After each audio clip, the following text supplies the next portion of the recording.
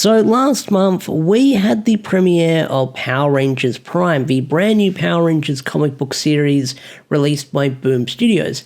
And issue 1 of Power Rangers Prime came out the gate swinging, and it had fantastic results within the fandom. People are loving Power Rangers Prime from what I've seen online. Like, this is getting a lot of love from the fandom. Some people aren't fully on board with it, but hey, it is what it is. They're missing out if they're not going to read Power Rangers Prime. But issue 1 sold out within the first couple of days upon release, but it got a second printing, and by the time this review drops, that second printing is out now along with issue 2. So if you haven't read issue 1 yet, or you never got a chance to pick up issue 1 yet because it's sold out, you can get a second printing of issue 1 of Power Rangers Prime. But Power Rangers Prime issue 2 is out now, and it's setting up some really interesting things moving forward within this first story arc within this brand new series. So we've got our conflict, we've got our villain, we've got our lore and our world building, but I feel like there's a lot more to be discovered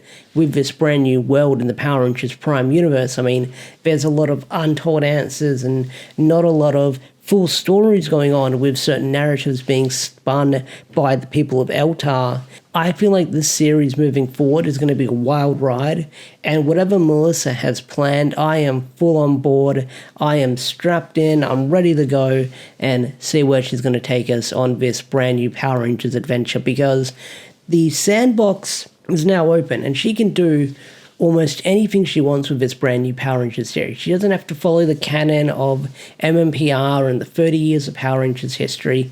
This is a brand new universe, so she can do almost anything she wants here with this brand new Power Rangers universe. Yeah, we're going to see some familiar faces. Yeah, we're going to see some brand new familiar faces, but Power Rangers Prime is no longer tied to the tether that was MMPR. It's like with Dragon Ball, how Dragon Ball, or Dragon Ball Z you could say, is always like stuck between that sort of in between, like after the fight with Majin Buu and before the World Peace Tournament, where we first get introduced to Pan. That's kind of the situation that Power Rangers was kind of stuck in for some things, where you kind of had to follow the canon, but you couldn't do anything too crazy here and there. But now we've got a brand new sandbox to use, and I'm excited to see what castles and structures we're going to see with Power Rangers Prime. Weird analogy, I know, but let's talk about Power Rangers Prime issue 2. So last month's issue ended with Rita Repulsa landing on Earth. Now, I'm under the speculation, is this the Rita Repulsa from the old 2016 Boom Studios Power Ranger comic universe? Because the last time we saw that Rita, Lord Zed locked her in a dumpster, then we never saw her leading up to the big finale of Darkest Hour, so we don't know what became of her fate. So when Billy caused a shattering, did she somehow get transported to this brand new universe? It's really hard to say. But then you read some of the dialogue that this Rita is saying, and it's hard to tell if this is the old Rita from the previous universe or this is the brand new Power Rangers Prime universe Rita Repulsa, which is going to be a mouthful to say. But we'll just call her Rita for now. Like, I'm sure later down the line we'll get a confirmation. Is this the old Rita? Is this a new Rita? We're not entirely sure. So we'll find out later down the line. So it's hard to speculate at this point. So, Rita Repulsa crashes on Earth and she finds Lauren's damaged samurai morpher. Now, one thing to note is that Lauren had her morpher destroyed in the first issue, and all the promotions, all the variants, all the covers of Power Rangers Prime, we see Lauren in this brand new Super Samurai form when she morphs, where you kind of see she's got these fingerless gloves going on, she's got this more traditional samurai uniform going on. It's a really freaking cool design, I love it. And I get the feeling that because one of the covers is Rita and Lauren teaming up on one of them, I get the feeling that Lauren is going to get her morpher repaired by Rita, and because the morpher was damaged and it got repaired by Rita, that's why she's going to be taking on this brand new Super Samurai form. Or because new universe, the form is going to look a little bit different.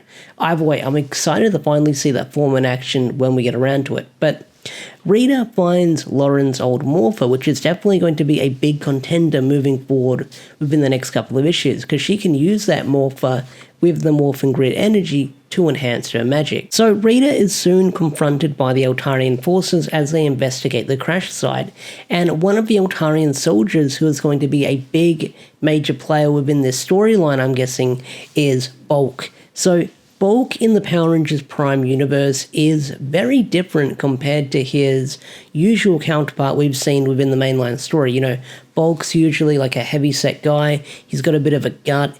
In this universe, he's kind of buff and pretty well built because he's an Eltarian soldier.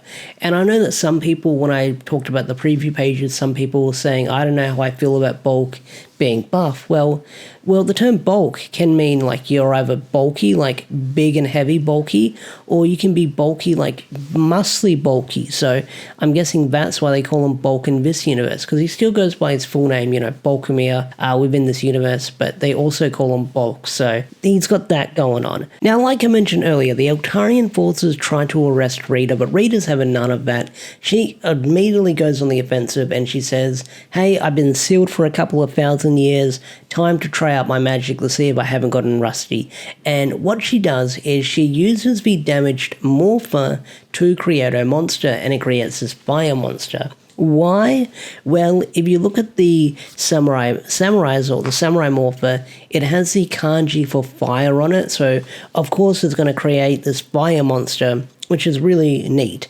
And the artwork done by Michael here is really freaking great. Like, the page where we see this big giant fire monster behind Rita, it's almost like she's got a JoJo stand behind her, or it's like this giant phoenix force that she's summoning. Like, the artwork for that monster here is freaking amazing. So Rita right away goes on the offensive and she makes short work of all these Eltarian forces. They are no match for her. Now, one of the generals is able to get a good hit on her and scratch her face, but Rita makes short work of her as well and takes care of them immediately, which is freaking crazy that like Rita in this brand new universe is knocking everyone around, which would make sense because, you know, this is military forces. They're dealing with magic right now. So if they haven't dealt with magic in this universe or they haven't been well equipped for magic, of course Rita is going to run circles around them. But not only that, Rita was a well-known villain, the Empress of Evil.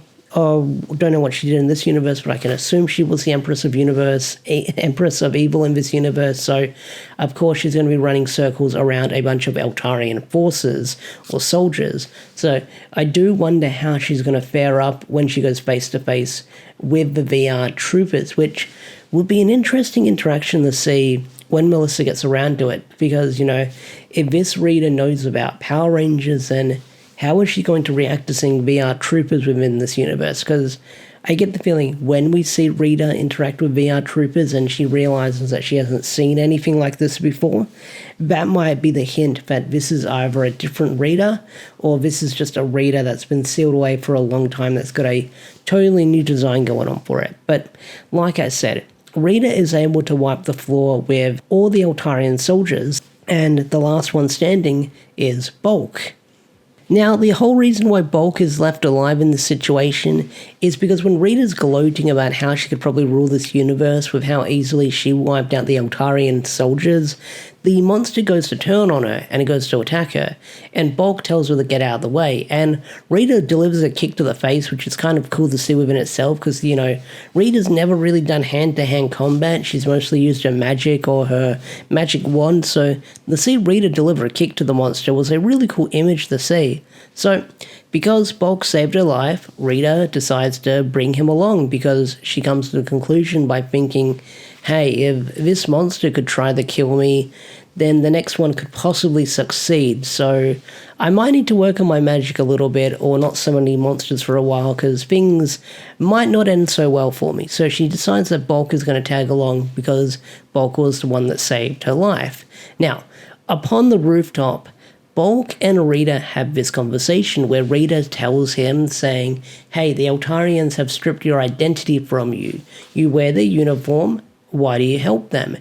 And Bulk replies by saying, I just wanted a government job. It's got good benefits.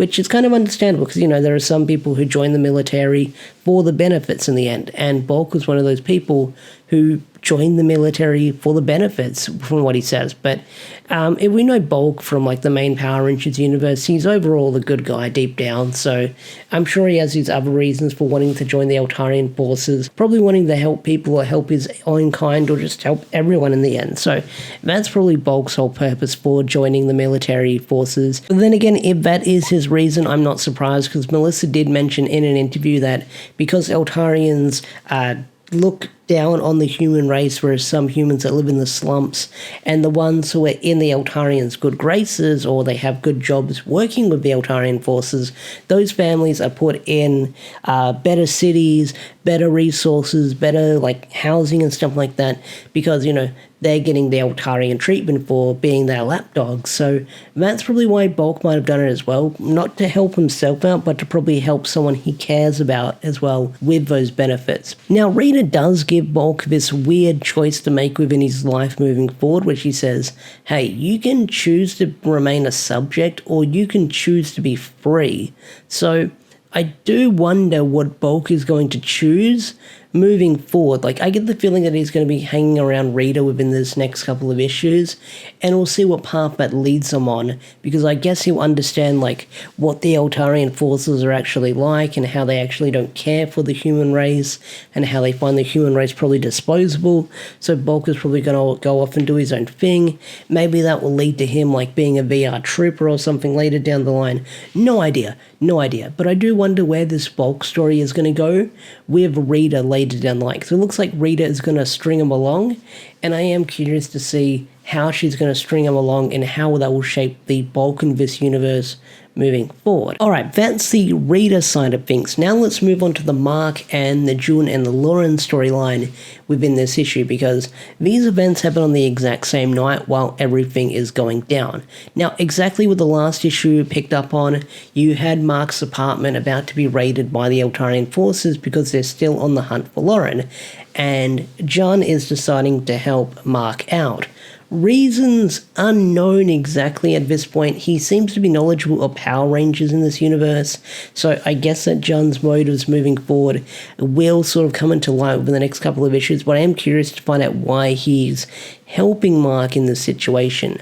But one of the things that Mark points out in this issue is there are detention centers in this planet Earth for refugees, but one of the lines that Mark says is, can you imagine where they put the people who are actually threats? So while this is all going down, you have Orion and Lauren, they're just chilling out, they're watching TV, and they get a knock on the door.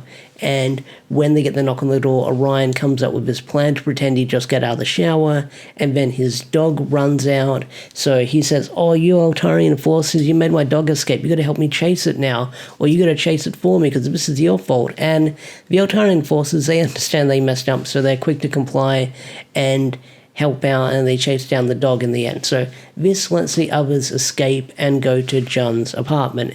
Now, one of the interesting things to note about Mark in this issue is because he's half Aquitar or half Aquitian. If you remember in Alien Rangers, the Alien Rangers needed water, and they needed water to survive because they couldn't breathe the earth air on this planet. Now, one of the things that is introduced in this issue is this inhaler that Mark can use, and that sort of gives him the water that he needs to keep breathing on this planet. So I really like the design of the inhaler. I think it looks really cool indeed, so that's going to be cool moving forward, I guess, but I really like the design. So everyone takes refuge at John's apartment. Now, John's apartment is located where Mark's apartment is. It's basically the same building, but because John is Eltarian, they get all the good shit. They get all the fancy stuff going on with everything. So Mark is sort of embracing everything around him, just sort of awed by all the sights, by all the view. So he's kind of taking in everything around him. There's even this line where John says, hey, just sit down, and Mark's like, no, I think I'll stand. Now, Lauren and Orion eventually show up, and one thing to note is when Orion puts on a spare shirt, it says Sloan, as in Tanya Sloan, and I'm guessing Tanya exists in this universe as well, and it looks like she's a musician in this universe as well, because there's a billboard later on in the issue where it says, "Have you seen the new Sloan EP?" or "Have you heard the new Sloan EP?" And this is the gathering of our heroes. I guess this is where everyone comes together, and they'll soon form an alliance moving forward with everything happening, especially how this issue ends, but we'll get to that in a bit. So this is where Mark and Lauren actually meet each other for the very first time, where Lauren thanks Mark for taking her out of the dumpster, and she says, "That was really brave of you," and Mark's response is, "Well, I didn't know you were a Power Ranger," and Lauren's response is like, "Oh, okay," and then Mark's like, "But I still would have done it regardless." So this is where tensions begin to rise as Valentina soon gets home after her cancelled date with Ryan Steele. So just to double, triple confirm, yes, this is Ryan Steele from VR Troopers. The VR Troopers are in this Power Rangers universe. Now, Valentina is not on board with this plan. She's not on board with this plan at all. And she's about to call the cops. And Lauren's response is she kicks the phone right out of her hand, and then moving forward, she goes to kick frickin' Valentina across the face. Like, it's really freaking awesome. Like Valentina tries to grab her leg, but Lauren just kicks her across the face. It's pretty freaking cool. There's almost a throwdown between the two of them, but it's soon broken up, and Valentina leaves, where she's not cool with them harvesting a fugitive. So the next day, you've got John trying to sort of rectify the situation. He's trying to text Valentina, but she's not really responding. And I do like John's response when others are asking, "Can we trust her? She did seem pretty pissed off. Do you think she'll contact anyone?" And John's response is, "She's my best friend. Don't insult her loyalty." Now, Lauren does question John here by saying, "Hey, look, I'm a ranger. You're Eltarian. Why are you helping me?" And John doesn't even give that a response. So there's that as well. Like, we still got to find out, like, what is John's fixation on Power Rangers? Why is he helping Lauren? Is there a sinister motive behind this, or is there something else going on? So, like, John's motive, why he's obsessed with Power Rangers, why he's helping Lauren, is something I want to find out moving forward. Like, what the heck is this guy's motive? Because even Melissa did say that John is kind of like rebelling against like the Eltarian sort of nature or the ways of things, where some Eltarians shave their head as a rite of passage. John still has hair, so there's that going on. So John, like I said, it seems like John's a good guy so far, but they could sort of switch it up and turn heel within the next couple of issues. It's hard to pinpoint what their motive is. They seem like they're doing good things, they seem like they're helping, but is there something else behind all of this? So Valentina, the next day, gets in contact with none other than her boyfriend, Ryan Steele. And in the last page, you see the other VR troopers getting together. So this does confirm that the other VR troopers are Caitlin and JB, the VR troopers from the TV show, and they have to sort of halt their mission trying to hunt down Rita Repulsa, and what they plan on doing is they're going to bag themselves a Power Ranger, and you see them preparing to morph. And that is where the issue ends. So yeah, that was Power Rangers Prime issue 2. Overall, I thought it was a pretty solid issue. It looks like that Melissa is setting up the chess pieces on the board within this first couple of issues. Like, she's setting the status quo, she's setting up the universe, she's setting up the characters. So things with pacing might feel a little bit weird, but I understand that this is a brand new series, so you have to set up sort of like everything within this new universe. This isn't like the original 6 Rangers we had from Mighty Morphin, where we know what these characters are about, and we can have a conflict within like the first couple of issues. This brand new universe, this brand new story, it's got to sizzle, it's got to cook, and is slowly setting things up. And like I said, this second issue is slowly starting to move those chess pieces into play, and moving forward, I feel like things are going to be ramping up as we get into 2025 as Power Rangers Prime continues. But overall, what are your thoughts on Power Rangers Prime Issue 2? Did you love this issue? Did you hate this issue? Tell me in the comment section down below. I'd love to hear your thoughts and opinions. Definitely stay tuned for some more Power Rangers Prime related content in the nearby future. I feel like there's a lot I want to do with these reviews, sort of do Easter egg videos, do more theory crafting like I did with Issue 1, and within the weekend of Issue 2, I believe we'll be getting solicitations for Issue 5, so we'll be getting more hints of things to come later down the line in Power Rangers Prime moving forward, so definitely look forward to that. So with that said, I'm going to bring this video to a close. If you enjoyed this video, hit that like button, subscribe to the channel if you're new, and I will see you guys later. Peace out, take care, and bye.